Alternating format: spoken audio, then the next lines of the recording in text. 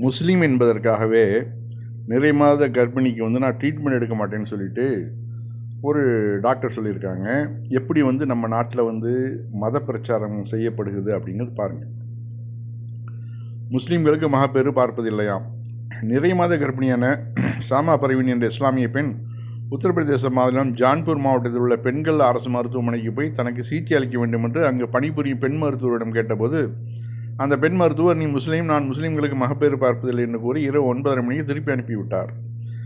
இதேபோல் மற்றொரு முஸ்லீம் நபருக்கும் சிகிச்சை அளிக்க மறுத்துவிட்டார். அங்கு பணியில் இருக்கும் நர்ஸை பார்த்து கடுமையாக, இது மாதிரி முஸ்லீம் நபர்களை ஆபரேஷன் தியேட்டருக்கு அழைத்து வராதே, வேறு யாரிடமாவது அழைத்து சென்று சிகிச்சை அளிக்கச் சொல் என்று அந்த மகப்பேறு மருத்துவர் மருத்துவம் செய்ய மாட்டேன் என்று கூறியதாக காட்சி பதிவுகள் உலா வருகின்றன.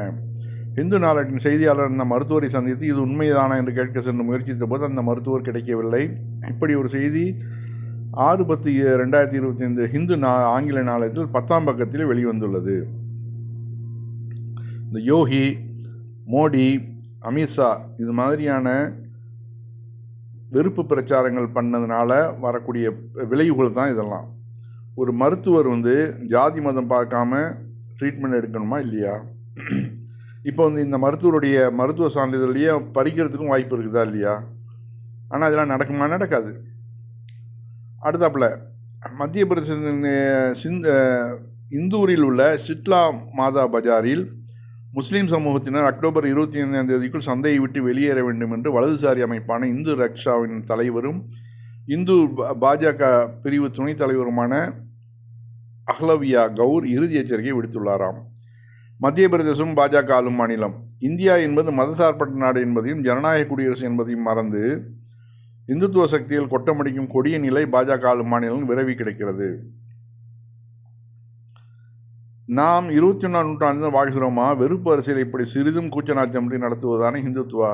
இந்து ராஷ்டிரம் அமுலாகிவிட்டது என்று கூறும் இவர்கள் ஆட்சியில் கும்பமேளா நர்சில் பல உயிர்கள் மாண்டாலும் அவர்களும் இந்துக்கள் தான். அதுபற்றி நீதி விசாரணையை நாடாளுமன்ற உறுப்பினர்கள் குழுவை அனுப்பியோ அறிக்கையை வாங்கிய நடவடிக்கையோ உண்டா?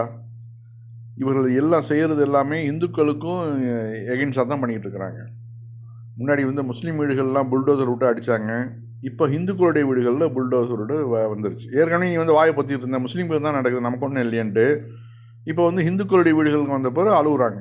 எங்களுடைய வாழ்க்கையில் வாழ்வாதாரம் போயிடுச்சு, 60 வருஷம் 70 வருஷம் நாங்கள் சம்பாதிச்சு கட்டி அந்த வீடை இடிச்சிட்டாங்க, இப்போ நாங்கள் தெருவில் நிற்கிறோம் அப்படின்னு சொல்லிட்டு இதே முஸ்லீம்களுக்கு அடிக்க வந்தப்போ நீங்கள் தடுத்துருந்தீங்கன்னா இப்போ உங்கள் வீடுகள் காப்பாற்றப்பட்டிருக்கும் இல்லையா?